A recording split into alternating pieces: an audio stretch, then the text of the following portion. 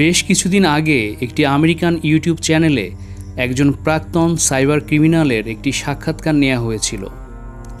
এই ব্যক্তিকে dark web নিয়ে বেশ কয়েকটি প্রশ্ন করা হয়েছিল এবং তিনি তার নিজের অভিজ্ঞতা থেকে প্রশ্নগুলোর জবাব দিয়েছিলেন। আজকের ভিডিওতে আমরা মূলত পিজা ব্যাগেল নামের ওই ব্যক্তির জবানিতে তার কথাগুলো আমাদের চ্যানেলের দর্শক শ্রোতাদের জন্য তুলে ধরব। মূল ইংরেজি ডায়লগগুলোকে তর্জমা করার ক্ষেত্রে আমরা কিছুটা সংক্ষেপ করেছি এবং ভাবার্থ অনুসরণ করেছি। তো আসুন মূল ভিডিওটি শুরু করা যাক। তার আগে চ্যানেলে নতুন হলে অবশ্যই সাবস্ক্রাইব করে রাখুন। হাই, আমি পিজা ব্যাগেল বলছি। এটা অবশ্যই আমার ছদ্মনাম। গোপনীয়তা ও নিরাপত্তার স্বার্থে আমার আসল নাম ও পরিচয় গোপন রাখতে হচ্ছে। আমি ডার্ক ওয়েবের অত্যন্ত বড় একটি ইলিগাল এন্টারপ্রাইজের এক্সিকিউটিভ বিজনেস ডিরেক্টর ছিলাম। আজকের এই ইন্টারভিউতে আমি ডার্ক ওয়েবের কিছু প্রচলিত মিথ ও প্রশ্নের জবাব দেব। একজন প্রাক্তন ডার্ক ওয়েব এমপ্লয়ি হিসেবে আমার কাছে বেশ কয়েকটি প্রশ্ন করা হয়েছে। আমি এখন একে একে প্রশ্নগুলোর জবাব দেওয়ার চেষ্টা করব। আসুন এবার মূল প্রশ্নোত্তর পর্ব শুরু করা যাক। আমাকে প্রথম যে প্রশ্নটি করা হয়েছে তা হলো ক্লিয়ার নেট, ডার্ক নেট ও ডার্ক ওয়েবের মধ্যে পার্থক্য কী? বেশ, এই বিষয়টা বুঝতে হলে আমাদেরকে একটা আইসবার্গ কল্পনা করতে হবে। পানির উপরে যতটুকু দেখা যাচ্ছে তা আইসবার্গের খুবই সামান্য অংশ। আইসবার্গের সবচেয়ে বিশাল অংশটা থাকে কিন্তু পানির নিচে, যা উপর থেকে আমরা দেখতে পাই না। উপরে ভেসে থাকা অংশটুকু আসলে এক বিশাল পর্বতের চূড়া মাত্র। ইন্টারনেটের বেলায়ও এই একই ব্যাপার। উপরের অংশটুকুই আমাদের ক্লিয়ার নেট বা সারফেস ওয়েব, বাদ বাকি ডুবে থাকা অংশটি হলো ডিপ ওয়েব। এই অংশ সার্চ ইঞ্জিনে ইন্ডেক্স করা থাকে না। গুগলে সার্চ করে এই অংশে যাওয়া যাবে না। ডিপ ওয়েবের মধ্যে আরও গভীরে ইন্টারনেটের আরেকটি অংশ আছে, যাকে ডার্ক ওয়েব বা ডার্ক নেট বলা হয়। বিভিন্ন ধরনের ক্রিমিনাল অ্যাক্টিভিটির জন্য ডার্ক ওয়েবের বদনাম রয়েছে। দ্বিতীয় যে প্রশ্নটি আমাকে করা হয়েছে তা হলো ডার্ক ওয়েবে অ্যাক্সেস করা লিগ্যাল নাকি ইলিগাল? এটা একটা কমন মিথ। অনেকেই ডার্ক ওয়েব নিয়ে এই প্রশ্নটা করে থাকেন, কিন্তু বাস্তবতা হলো ডিপ ওয়েব কিংবা ডার্ক ওয়েব কোনোটিতেই অ্যাক্সেস করা ইলিগাল বা অবৈধ নয়। সাইন আপ করে ডার্ক ওয়েবের যে কোনো মার্কেট প্লেসেই ব্রাউজ করা যায়।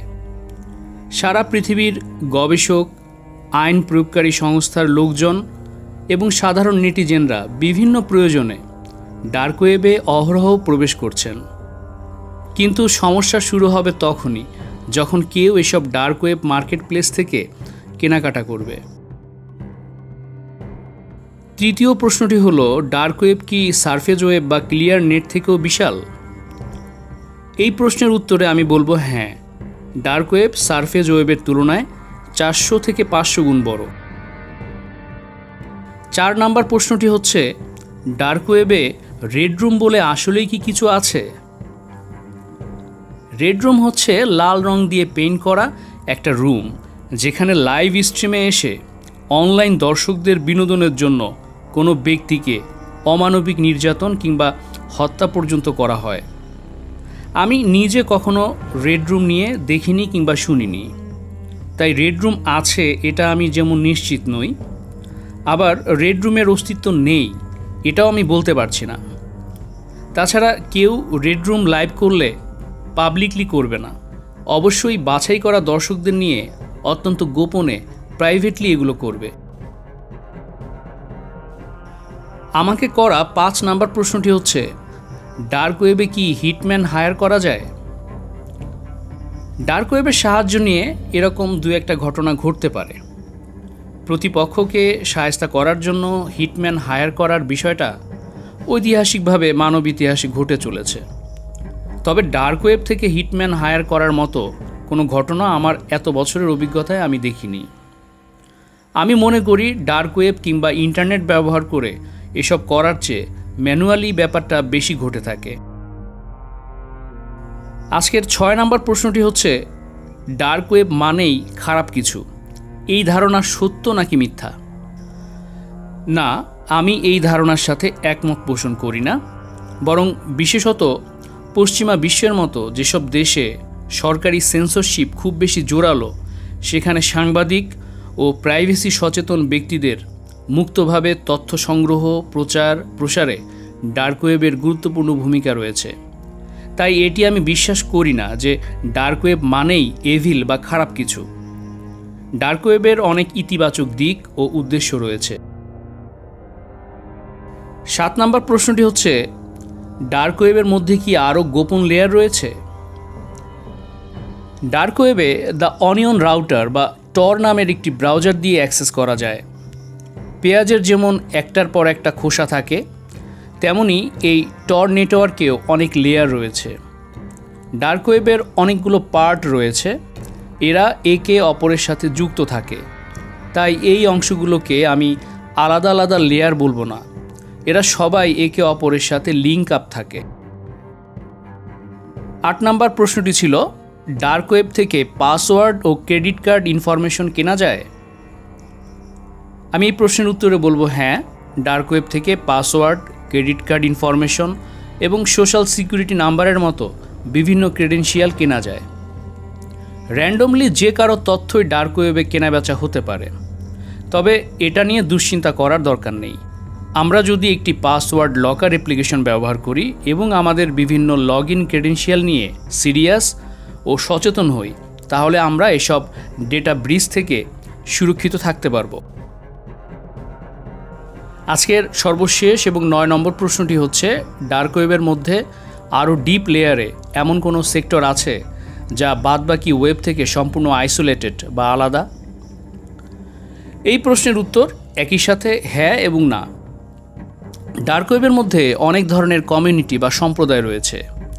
এরা আকারে খুব বড় নয়, এদেরকে বিভিন্ন ইন্টারনেট ফোরামও বলা চলে। এই ফোরামের সদস্যরা একে অপরকে সহযোগিতা করে থাকে। ফোরামগুলো ভিন্ন ভিন্ন বিষয় নিয়ে কাজ করে থাকে। দেখা গেল কোনো ফোরাম কাজ করছে হ্যাকারদের নিয়ে, অন্য ফোরাম হয়তো হারানো সভ্যতা আটলান্টিসকে খুঁজে পেতে চাইছে। আবার কোনো ফোরাম হয়তো মানুষের চন্দ্র অভিযান বা মুন ল্যান্ডিং যে ফেক ছিল সেটি প্রমাণের জন্য কাজ করছে। এটা তারা ডার্ক ওয়েবের গোপন ফোরামেই সীমাবদ্ধ রাখতে চাইবে, কারণ নাসার মতো সংগঠনকে ফেক প্রমাণ করতে গিয়ে তারা নিজেরা বিপদে পড়তে পারে। ডার্ক ওয়েবের মধ্যে এরকম বিভিন্ন ফোরাম ভিন্ন ভিন্ন সাবজেক্ট নিয়ে কাজ করে থাকে, যা লাইমলাইটে আসে না। ডার্ক ওয়েব নিয়ে আমাদের মাঝে অনেক ধরনের গুজব প্রচলিত আছে। এটাকে অনেক নেগেটিভভাবে দেখা হয় এবং আমি মনে করি আমাদেরকে এই মিথ্যা ধারণা থেকে বেরিয়ে আসতে হবে।